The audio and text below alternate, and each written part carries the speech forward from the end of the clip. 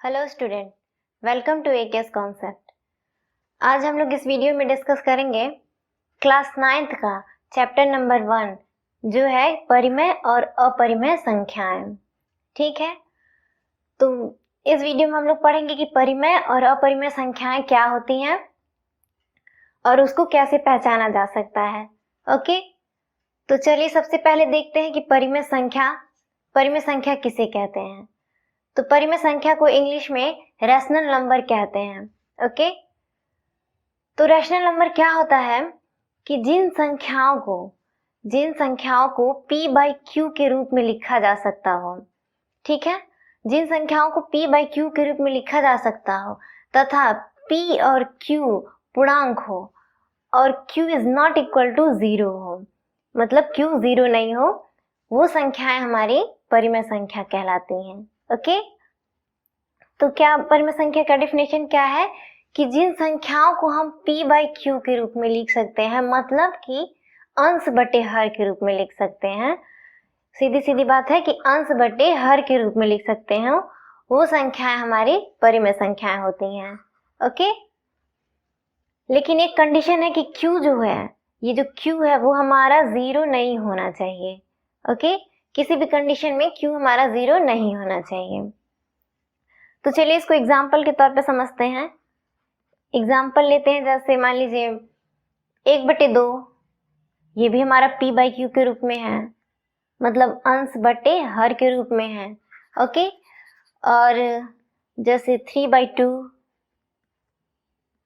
4/3 या फिर -3/2 या फिर -2/5, ये सारी संख्याएं हमारी परिमेय संख्या कहलाएंगी, चाहे वो संख्या माइनस में हो या प्लस में हो, लेकिन वो संख्या हमारा p बाई क्यू के रूप में होना चाहिए। ठीक है, अब मान लीजिए 1, तो ये भी हमारा एक परिमेय संख्या है, क्योंकि 1 के नीचे हम 1 लिख सकते हैं जो कि हमारा p बाई क्यू के रूप में परिभाषित हो जाता है। ओके, और जैसे मान लीजिए 2, तो 2 भी है, तो ये भी हमारा एक परिमेय संख्या है, क्योंकि हम 2 के नीचे भी 1 लिख सकते हैं, 1 कंसिडर कर सकते हैं, तो ये भी हमारा p बाई क्यू के रूप में कन्वर्ट हो जाएगा, जो कि एक परिमेय संख्या हो जाएगा। ओके, अब मान लीजिए अब कोई और एग्जांपल, जैसे -3, तो ये भी हमारा हो जाएगा एक परिमेय संख्या, क्योंकि इसके नीचे भी हम लोग 1 लिख सकते हैं। ओके, अब आते हैं कि q is not equal to 0। q को हम क्यों 0 नहीं लिख सकते हैं, क्यों 0 उसका मान कंसीडर नहीं कर सकते हैं। तो देखिए, जैसे मान लीजिए कोई संख्या 2 है, अब इसके नीचे अगर हम 0 कर देते हैं तो ये ऊपर जाके इस संख्या को, पूरी संख्या को ये इनफाइनाइट कर देगा, मतलब कि अपरिभाषित हो जाएगा। क्या हो जाएगा ये?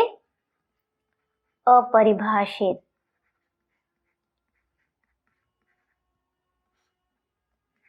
ठीक है, तो ये जब इनफाइनाइट हो गई, अपरिभाषित हो गया, इसका कोई मतलब ही नहीं रह गया, तो ये परिमेय संख्या होगा ही नहीं वैसे ही।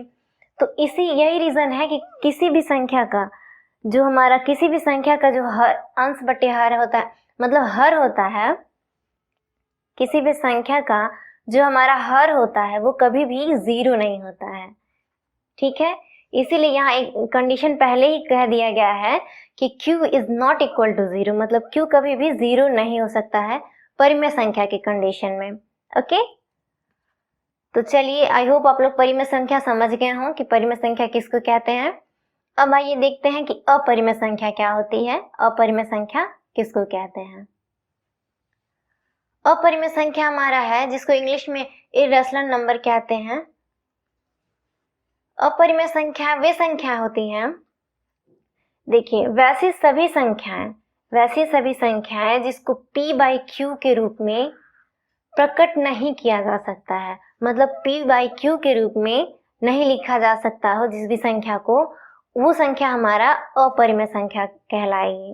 ओके, जैसे एग्जांपल ले लीजिए, परिमेय संख्या होता है जिसको हम लोग p बाई क्यू के रूप में लिख सकते हैं, और अपरिमेय संख्या होता है जिसको हम लोग p बाई क्यू के रूप में नहीं लिख सकते हैं। ओके, तो चलिए एग्जांपल देखते हैं कि कौन कौन सी संख्याएं होती हैं। एग्जाम्पल हमारा हो जाएगा √3, √5, √7। ये सभी संख्याएं हमारा अपरिमेय संख्याएं होती हैं जिनको हम p/q के रूप में नहीं लिख सकते हैं।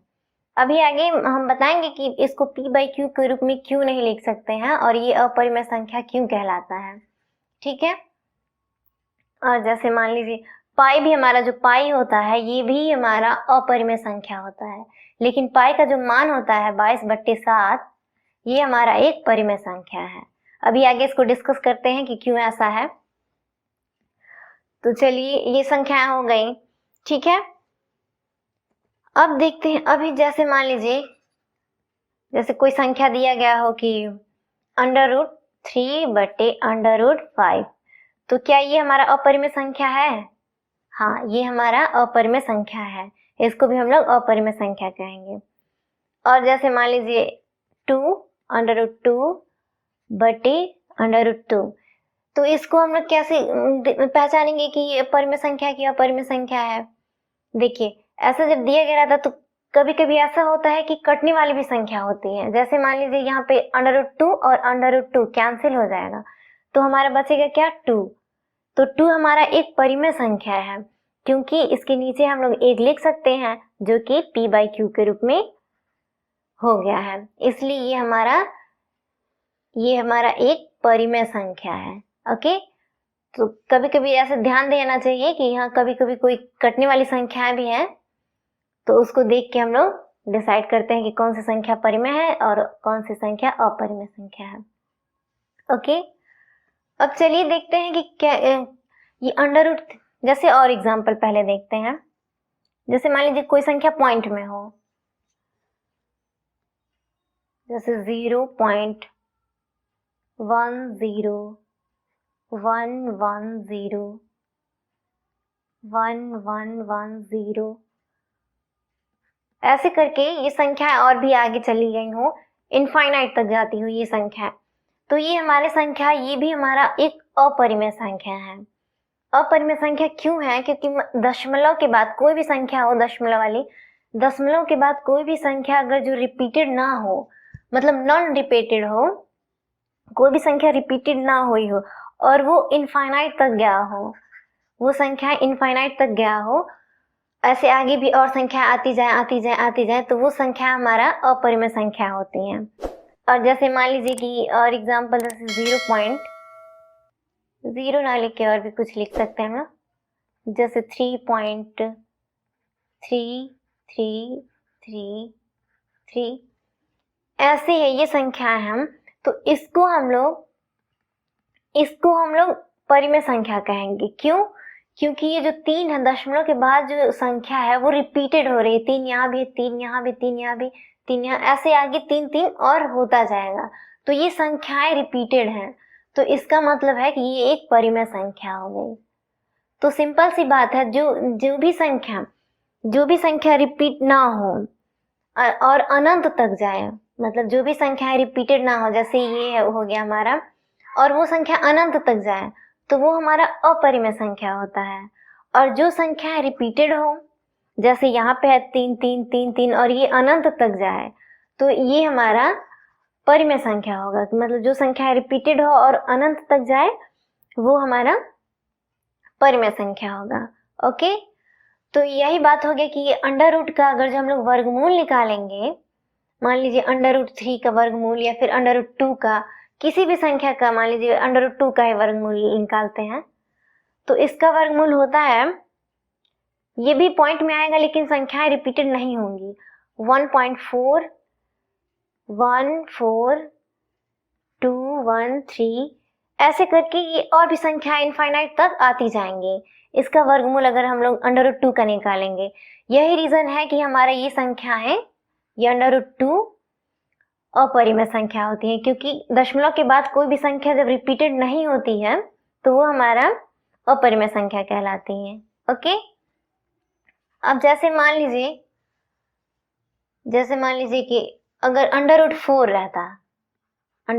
रहता तो ये तो हमारा एक वर्गमूल निकल के आ जाएगा इसका 2, तो ये हमारा हो जाएगा परिमेय संख्या, क्योंकि 2 के नीचे हम लोग 1 लिख सकते हैं, तो ये परिमेय संख्या हो जाएगा। ठीक है। और √9, तो ये भी हमारा एक पूर्ण वर्गमूल निकल के आ जाएगा। ये एक क्या हो जाएगा इसका वर्गमूल 3। तो ये भी हमारा एक परिमेय संख्या ही हो गया, क्योंकि इसके नीचे भी हम लोग 1 लिख सकते हैं जो कि p/q के रूप में कन्वर्ट हो जाएगा। ठीक है, तो आई होप आप लोग समझ गए हो कि परिमेय संख्या और अपरिमेय संख्या क्या होती है। ठीक है, थैंक्स फॉर वॉचिंग।